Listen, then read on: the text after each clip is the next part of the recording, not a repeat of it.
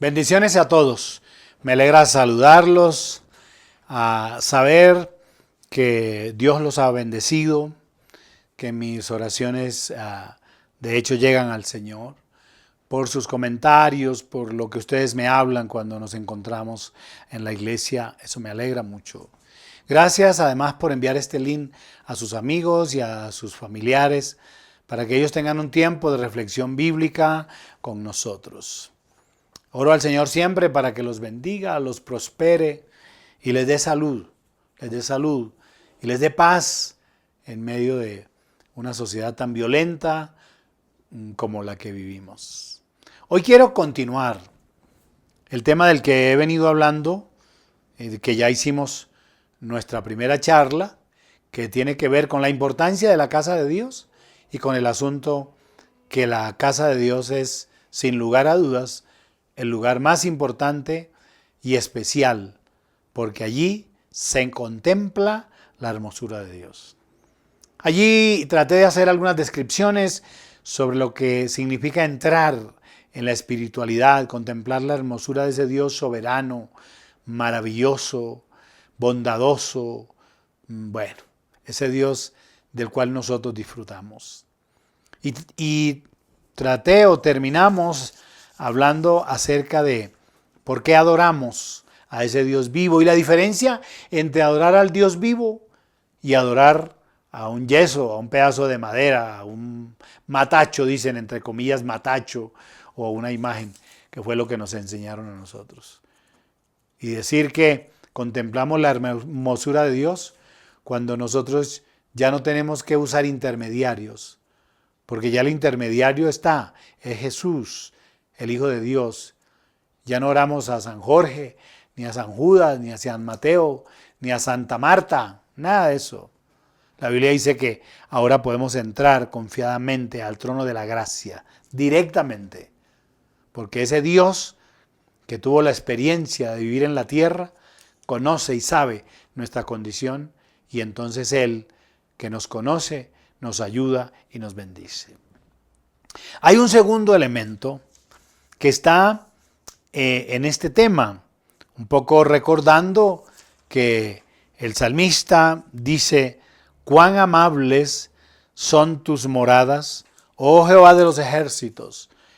Anhela mi alma y aún ardientemente desea los atrios de Jehová.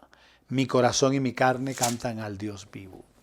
La segunda razón por lo que yo pienso, creo y enseño que el lugar más importante es y especial es la casa de Dios. ¿Saben por qué? Porque Dios habita allí. Porque es que Dios habita en ese lugar. Usted me dirá seguramente que usted conoce la Biblia y dice: pero pastor, la Biblia dice que Dios no habita en templos hechos por manos de hombres, y es totalmente distinto a lo que yo le quiero decir.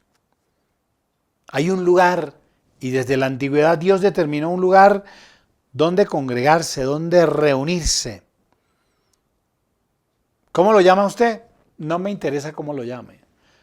Algunos lo llaman casa de oración, otros lo llaman iglesia, otros lo llaman templo, otros lo llaman lugar de reunión.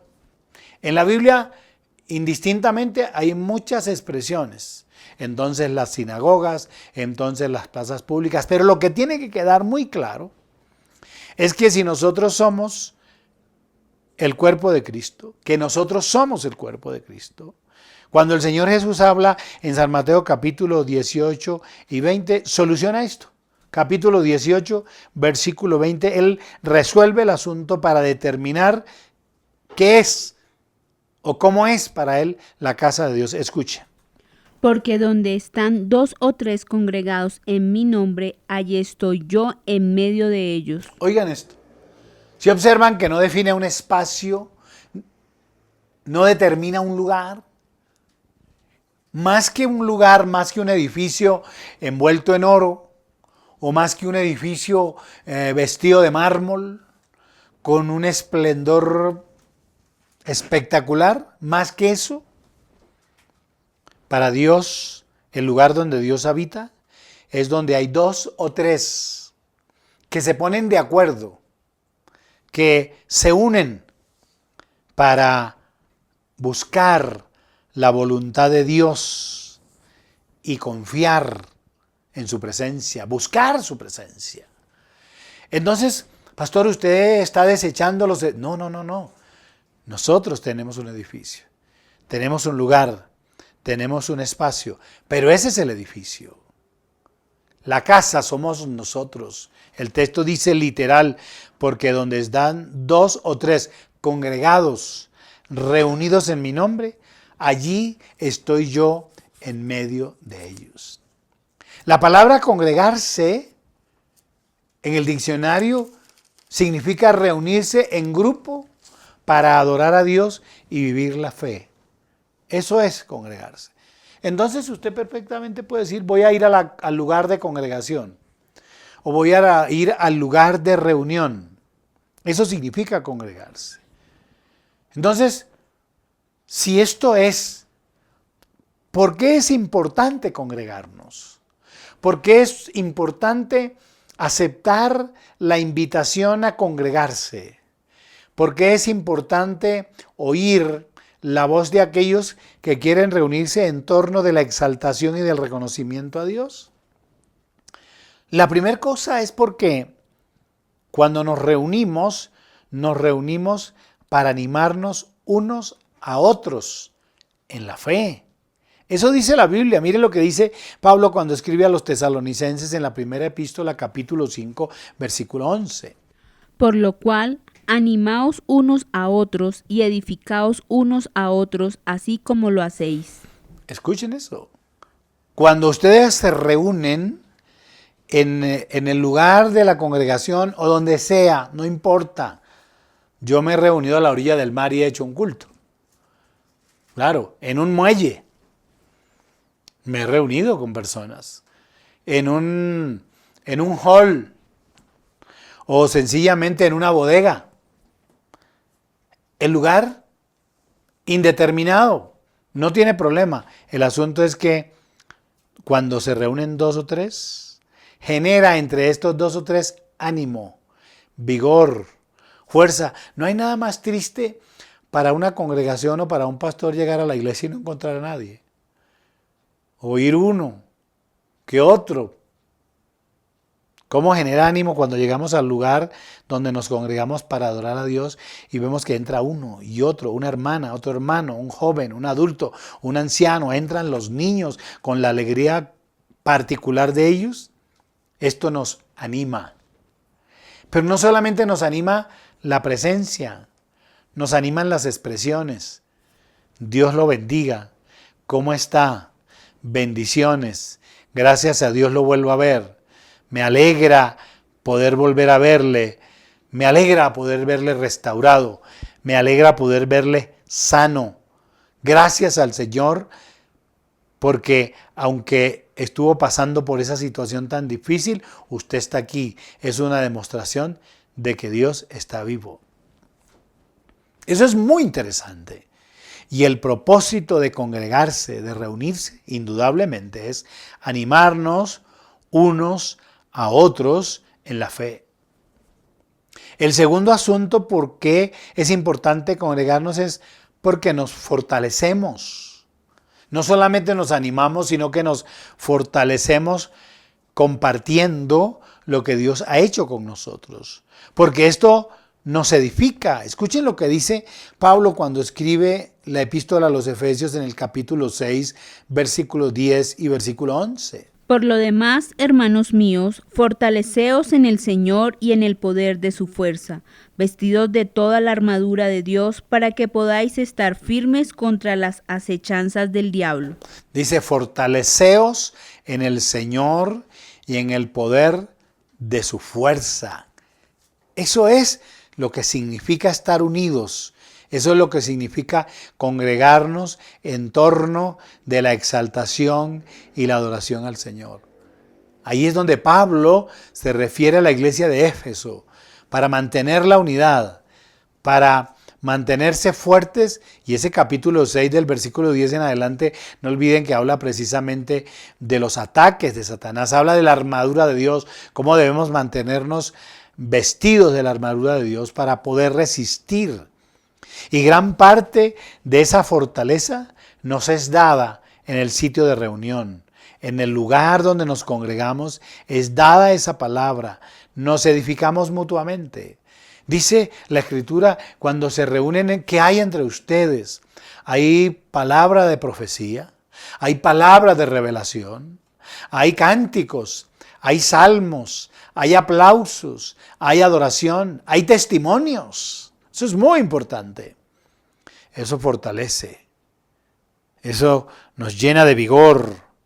Saber que hay otros como nosotros atravesando dificultades, pero batallando. Eso es muy importante. Atravesando por dificultades, pero fieles. Atravesando por dificultades, pero intercediendo al Señor por la victoria. Tercera razón, para sacar solamente algunas, por qué es importante congregarnos. ¿Saben por qué? Porque la Biblia lo manda. Orad, dice, los unos por los otros. Es importante congregarnos para orar por mis hermanos, pero para que mis hermanos oren por mí. Jesús dijo, en esto conoceréis que son mis discípulos. En esto conocerán que son mis discípulos, que se amen los unos a los otros. Y amar significa orar por mi hermano. Escuchen lo que dice Santiago, capítulo 5, versículo 16, B y C. Orad unos por otros, para que seáis sanados. La oración eficaz del justo puede mucho. Miren la recomendación, orar los unos por los otros. Hemos tomado una decisión desde terminando el año 2024 y estamos recorriendo en este proceso. Hemos pedido a los hermanos de nuestra iglesia que nos den un listado de 5 personas por los cuales ellos están dispuestos a orar y para que se conviertan al Señor, para que tomen su decisión de fe. Y estamos orando por 400 y pico de personas. Y es sorprendente cómo existe una pasión, en la gran mayoría una pasión, un gran amor por su familia, por sus padres, sus hermanos, por sus amigos, por los vecinos, por los compañeros de trabajo. Estamos en una cadena permanente de oración, orando por la conversión de la familia de nuestros hermanos. Pero no solamente oramos por eso. Hay momentos en nuestra reunión de culto donde traemos la urna, oramos por los enfermos, o nos tomamos de la mano y oramos los unos por los otros, estableciendo una línea de unidad, en tanto que la Biblia dice, cuando 2 o 3 se pusieren de acuerdo para pedir algo, dice el Señor, yo lo haré. Así de claro es. Miren esto, el texto dice, oren los unos por los otros, pero también dice claramente, reúnase en torno 2 o 3, porque eso forma parte de la exigencia de Dios para tener una respuesta. Y por último, solamente para mencionar 4, ¿por qué es importante congregarnos? Porque esto genera testimonio. ¿Cómo que genera testimonio? Claro, genera testimonio porque es allí en la congregación, en el lugar donde hay un espacio para que alguien diga, pastor, tengo un testimonio, tengo algo que contar esta semana, y empieza a contarnos cómo Dios esta semana obró de una manera sobrenatural en la vida de él. O alguien levanta su mano y dice, quiero contar cómo el Señor me sanó. Y oímos testimonios de cómo una persona que durante tanto tiempo estuvo aquejado por una enfermedad, por un cáncer que prácticamente le llegaba a la muerte, ahora los médicos han dicho, no tiene nada. Para dar testimonio a los de afuera. Cuando la gente pasa y nos ve congregados y reunidos y cantando juntos y adorando juntos y oyendo la palabra, para ellos eso es testimonio. Testimonio de la verdad de Dios, del corazón de nosotros y de la disponibilidad que hay en cada creyente para manifestar lo que Dios ha hecho en él. Allí tiene unos versículos en el libro de los Hechos de los Apóstoles, cuando la iglesia primitiva, cuando la iglesia apenas está naciendo.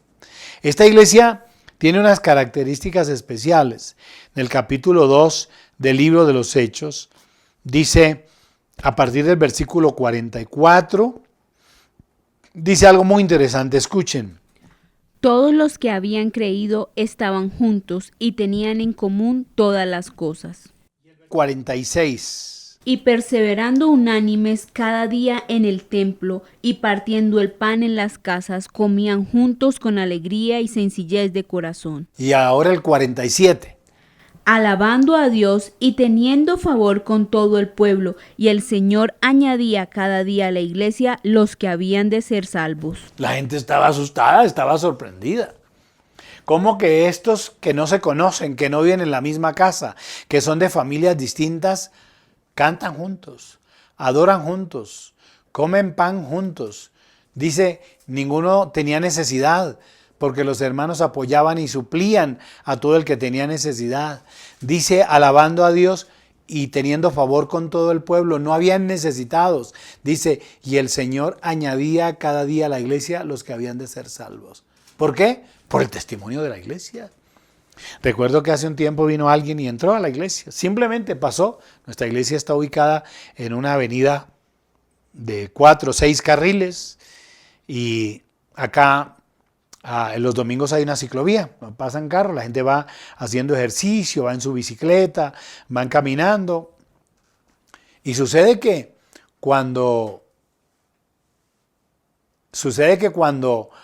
la gente pasa y oye y ve, muchos entran. Y alguien entró algún día y se quedó durante toda la reunión. Yo decía, vamos a ponernos de pie, la persona no se ponía de pie, sentada. Y al terminar me pidió hablar conmigo. Me dice, he quedado sorprendido de la manera tan amable como todos me han recibido. Nadie me conoce, nadie me conocía. Y parecía que me hubiesen conocido hace 3, 4, 5 años. Qué amabilidad, qué bondad, qué hermosas las canciones. Y la palabra, me gustó mucho la palabra. Usted permitiera que yo siguiera viniendo. Y le dije, no tiene que pedirme permiso. Por el contrario, venga cada vez que pueda. Y al poco tiempo, esta persona empezó a venir, y luego terminó bautizándose en nuestra iglesia y siendo un miembro de nuestra iglesia en este lugar. Ese es el testimonio que damos.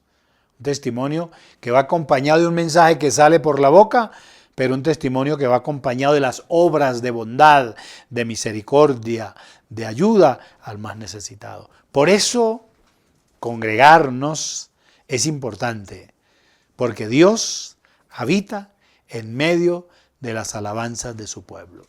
Y déjenme terminar. Va la última parte de esta serie, la tercera es porque en ese lugar, en el lugar donde nos congregamos, en el lugar de reunión, allí vemos milagros de Dios. ¿Qué son un milagro sino un acto sobrenatural que sale de las condiciones naturales y normales para convertirse en un acto que nosotros mismos vemos y reconocemos, donde actúa un ser sobrenatural que para nosotros es Dios? Allí, en el templo, en la casa de Dios, como usted lo quiera llamar, en el lugar donde se congrega, hay milagros tremendos.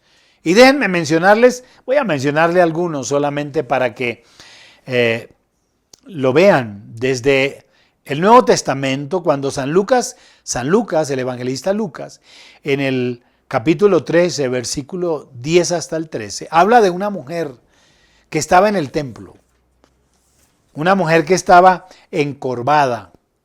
El Señor Jesús llegó allí también para orar, para leer la Biblia. San Lucas capítulo 13, versículo 10 al 13. Escuchen lo que dice.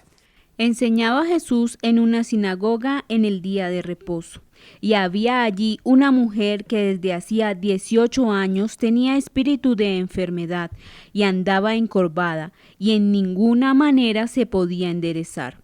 Cuando Jesús la vio, la llamó y le dijo: Mujer, eres libre de tu enfermedad. Y puso las manos sobre ella, y ella se enderezó luego y glorificaba a Dios. ¿Dónde estaba? En el templo, en lo que para nosotros significa el lugar de congregación. En este caso particular era una sinagoga. La sinagoga era el lugar de reunión. Pero también San Marcos, en el capítulo 1, San Marcos capítulo 1, del versículo 21 al 26, Hay también otro evento extraordinario. Un hombre que tenía un espíritu inmundo. Dice, y entrando en Capernaum, los días de reposo, entrando en la sinagoga, enseñaba. Y se admiraban de su doctrina porque les enseñaba como quien tiene autoridad y no como los escribas. Pero había en la sinagoga de ellos un hombre con espíritu inmundo que dio voces, diciendo, ¿qué tienes con nosotros, Jesús Nazareno? ¿Has venido para destruirnos? Sé quién eres, el Santo de Dios. Pero Jesús le reprendió diciendo, cállate y sal de él. Y el espíritu inmundo, sacudiéndole con violencia y clamando a gran voz, salió de él. Otro milagro. Si allí estamos viendo la sanidad de la mujer encorvada para demostrar el poder sanador de Jesús, también estamos viendo aquí el poder liberador de Jesús, haciendo libre a un hombre que estaba poseído por un espíritu demoníaco. ¿Sabes qué quiere decir? Que en la casa de Dios hay sanidad, que en la casa de Dios hay liberación. Y por último, también hay otro pasaje que está en San Mateo capítulo 12, versículo 9 hasta el 14. Este pasaje habla de la sanidad de un hombre que tenía la mano seca. También habla la Escritura de cómo el Señor opera un milagro en él. Dice, pasando de allí vino a la sinagoga de ellos y aquí allí uno que tenía la mano seca. Y le preguntaron a Jesús para poder acusarle, ¿es lícito sanar en el día de reposo? Él les dijo, que hombre de vosotros que tenga una oveja, si ésta cayera en el día de reposo en el hoyo, no le echa mano y la levanta. Pues cuánto más vale un hombre que una oveja. Por consiguiente es lícito hacer el bien en los días de reposo. Entonces dijo aquel hombre, extiende tu mano, y él la extendió y le fue restaurada, sana como la otra. Quiero hacer notar esto. 3 cosas hay aquí importantes que suceden en la casa de Dios. La primera, la sanidad física de la mujer encorvada. La segunda, la liberación, cómo Dios, a través de Jesús, en la casa, en el lugar de congregación, en el lugar de adoración, el Señor libera a los endemoniados. Y por último, déjenme extenderme más en la sanidad del hombre de la mano seca. ¿Qué puede significar el hombre de la mano seca? ¿No puede significar también personas que asisten a la iglesia y se han ido secando espiritualmente? Que vienen y cantan canciones, que vienen y leen la Biblia, que vienen y traen su ofrenda, que vienen y traen sus diezmos, pero su vida está seca espiritualmente como la mano de este hombre. ¿Qué sucede?